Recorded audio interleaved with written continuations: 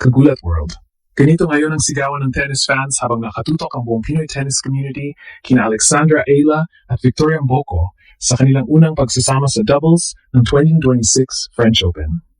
At hindi basta-basta ang laban ito. Sa kabilang side, sina Leylah Fernandez at Diana Schneider, dalawang world-class fighters na kayang durugin ang kahit anong batang tandem kapag nag-init. Pero bakit parang mas maingay pa ito kaysa sa singles campaign ni Alex? Dahil kakaiba ang chemistry. Hindi lang basta teammates sina Alex at Mboko. Magkaibigan sila. Parehong racing stars. Parehong fearless. At parehong may aura na parang future faces ng women's tennis. Habang si Alex ay dala ang buong Pilipinas, si Mboko naman ay isa sa pinakamabilis sumikat na young talents sa Canada. Parang dalawang meteor na nagsalpukan sa Roland Garros.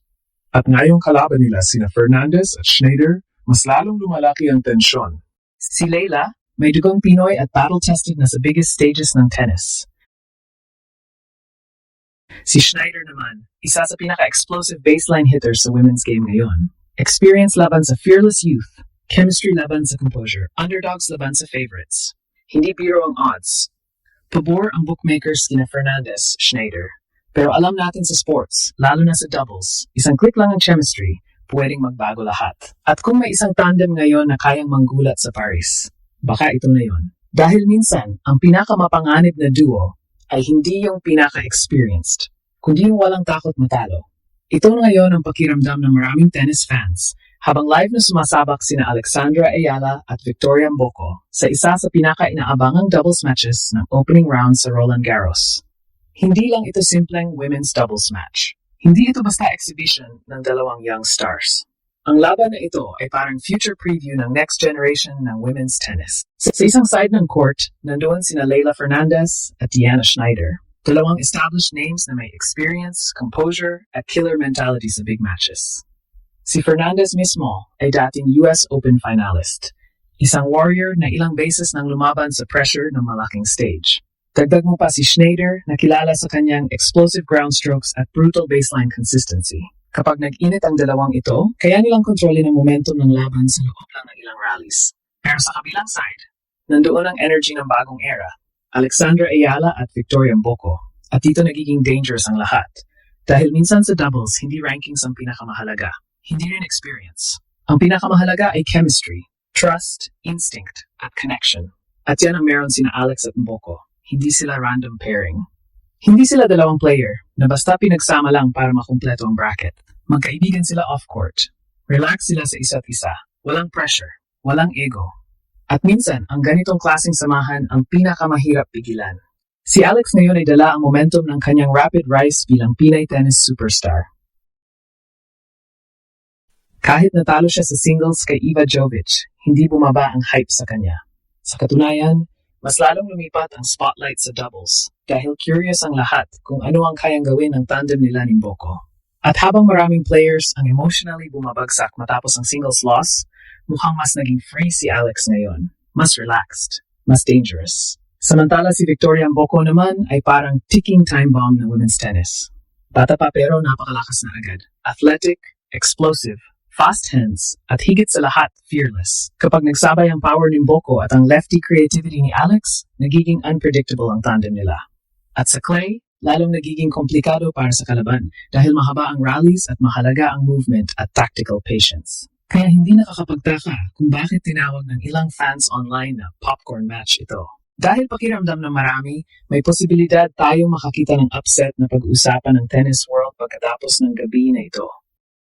Pero alam niyo kung bakit sobrang interesting ang laban na ito. Dahil parang dalawang magkaibang mundo ang nagsalpukan sa Court 10 ng Roland Garros. Sa isang banda, nandoon ang established toughness ni Leylah Fernandez at Diana Schneider. Mga player na alam na kung paano manalo sa pressure moments. Mga player na hindi basta natitinag kapag tikita ng laban. Si Leylah mismo, kilala sa kanyang fighting spirit.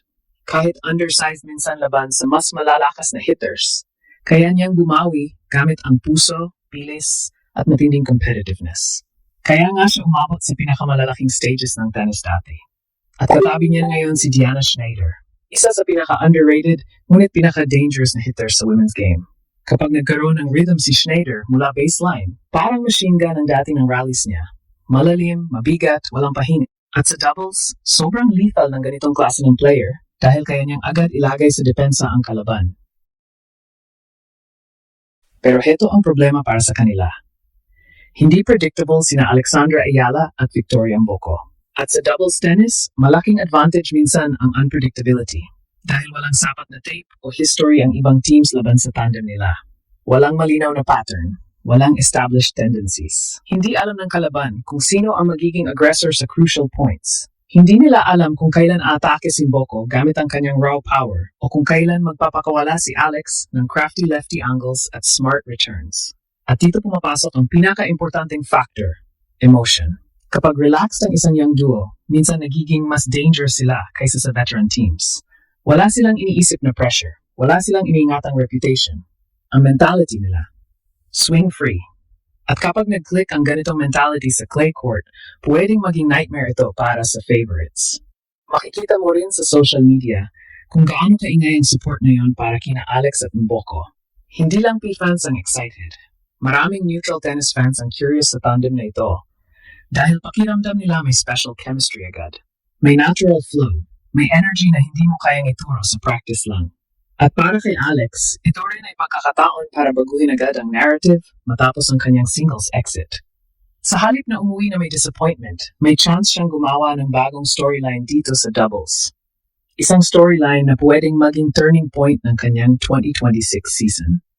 Dahil kung sakaling ma-upset nila sina Fernandez at Schneider, hindi lang simpleng panalo yon. Isa yung mensahe sa buong tennis world na ang bagong henerasyon handa nang manggulat sa pinakamalaking stage ng clay season. At habang nagpapatuloy ang laban sa Paris, isang bagay ang malinaw.